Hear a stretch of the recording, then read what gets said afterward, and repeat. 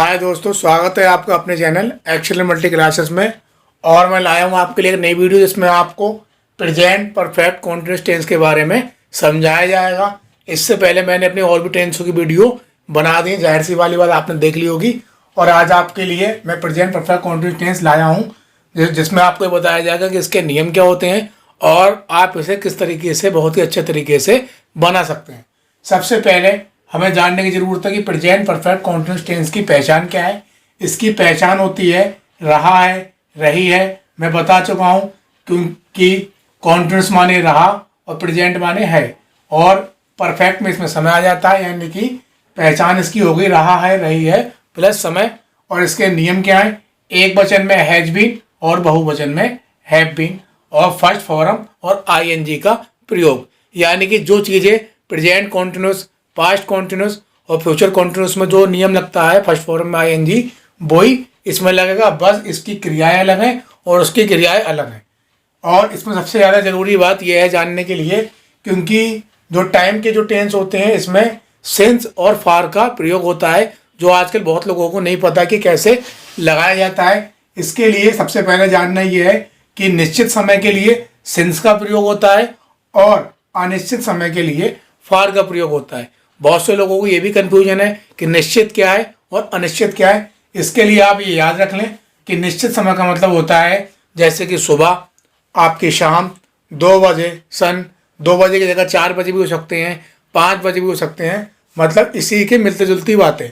और अनिश्चित समय के लिए आपको फार यूज करना है, जिसमें सेकंड हो गया, चाहे वो 5 सेकंड हो गए, 10 सेकंड हो गए, मिनट हो गया, घंटा, हफ्ता, दिन, साल आदि बातें। मिनट में 5 मिनट हो सकते हैं, 10 मिनट हो सकते हैं, 1 घंटा, 2 घंटा, 5 हफ्ते, 6 हफ्ते या 3 दिन, 4 दिन।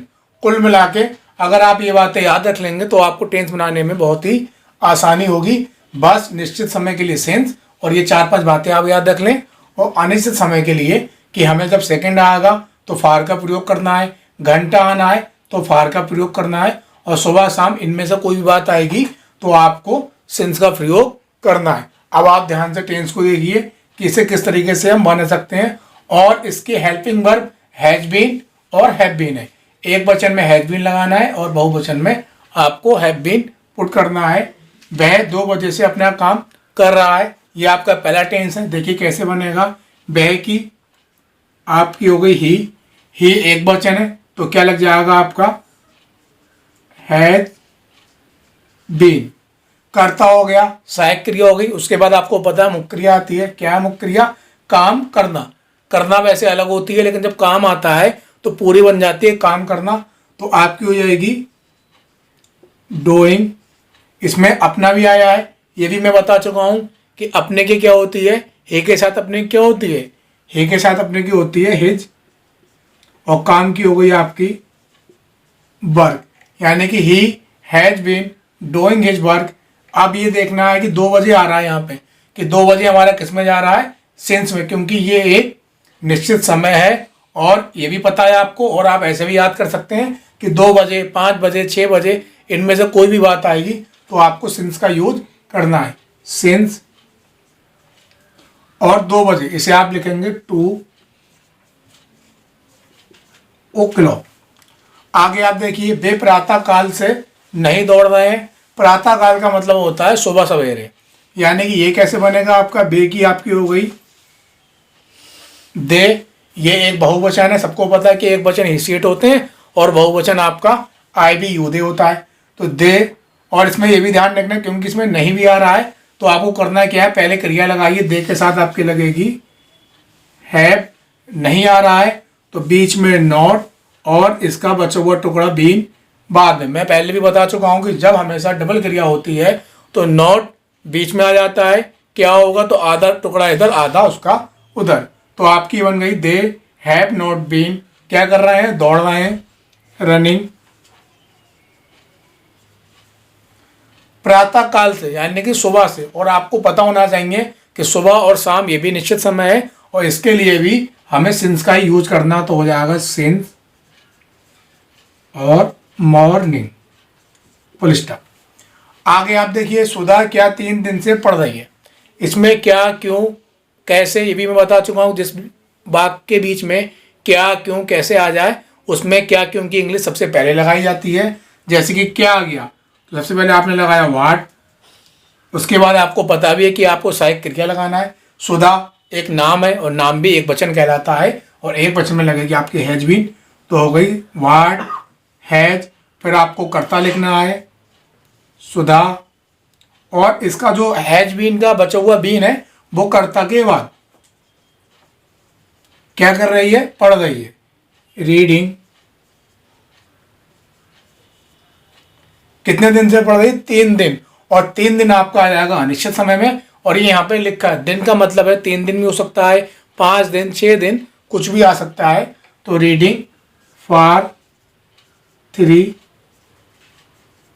डेज और क्वेश्चन मार्क। आगे आप देखिए क्या लड़के 2 घंटे से खेल रहे हैं, इसमें क्या शुरू में आया है। और ये पता होना चाहिए कि जब क्या शुरू में आ जाता है तो सबसे पहले हेल्पिंग वर्ब का यूज करते हैं, यानी कि सहायक क्रिया। लड़के, एक लड़का तो है नहीं, यहाँ पे बहुत सारे लड़के हैं, तो जाहिर सी वाली बात ये बहुवचन है और बहुवचन में लिखा हुआ है कि हैव बीन आपका लगेगा। इसमें भी वही बात है, शुरू में सबसे पहले हैव, फिर लड़के की इंग्लिश द बॉयज, और इसका बचा हुआ बीन कर्ता के बाद, क्योंकि कर्ता अब आपका है लड़के। तो हैव हो गया, कर्ता हो गया, बची हुई बीन हो गई, यानी सहायक क्रिया कर्ता, इसके बाद आपकी मुख्य क्रिया खेलने की, प्लेइंग। कितने घंटे से खेल रहे हैं, 2 घंटे, और 2 घंटे भी आप देख रहे हैं यहाँ पे आपका आ चुका है। 2 घंटे भी आपका अनिश्चित समय कहलाता है, तो इसमें भी आपका लगेगा क्या नाम है आपका फॉर। जैसे कि 2 घंटे दे रखे हैं तो हो गया आपका फॉर 2 हावर्स, और आपका क्वेश्चन मार्क क्योंकि शुरू में क्या आया है, क्योंकि चाहे शुरू में क्या आ जाए चाहे बीच में क्या क्यों कैसे आ जाए, कुल मिला के इंट्रोगेटिव जो टेंस होते हैं उसके हिंदी में भी क्वेश्चन मार्क लगाते हैं और उसके इंग्लिश बनाने में भी क्वेश्चन मार्क चिन्ह का ही प्रयोग किया जाता है। आगे आप देखिए वह क्या इस स्कूल में 1994 से पढ़ रहा है, इसमें भी क्या बीच में आया है, तो सबसे पहले आप लगाएंगे उसकी इंग्लिश व्हाट, उसके बाद आपको पता है सहायक क्रिया लगाना है, वो आपकी वह के अनुसार देखी जाती है कि एक वचन है या बहुवचन है। अगर एक वचन है तो आप हैज बीन लगा दीजिए जो भी क्रिया दे रखी है, और बहुवचन है तो आप हैव बीन लगा दीजिए जो उसमें दे रखी है।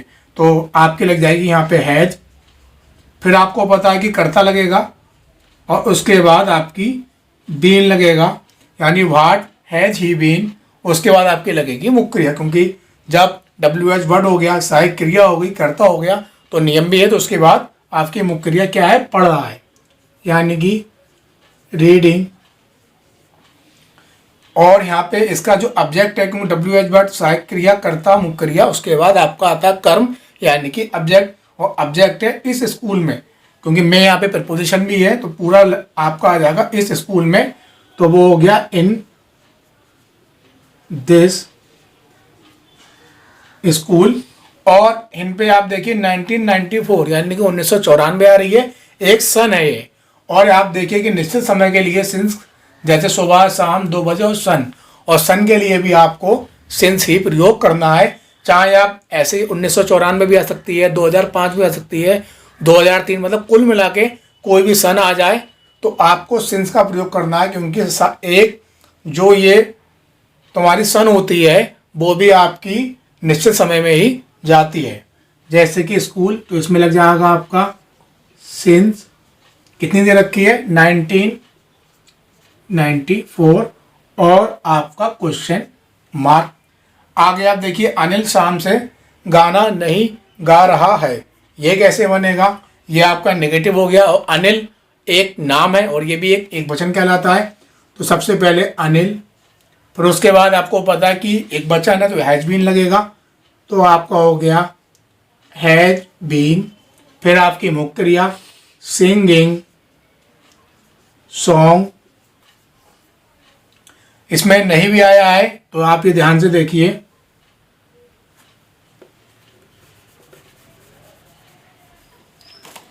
तो आपको हैज, फिर नॉट, फिर बीन, फिर गाने की सिंगिंग सॉन्ग, और शाम इसमें आया हुआ है और आपको पता होना चाहिए कि सुबह शाम में भी आपको सिंस ही लगाना है।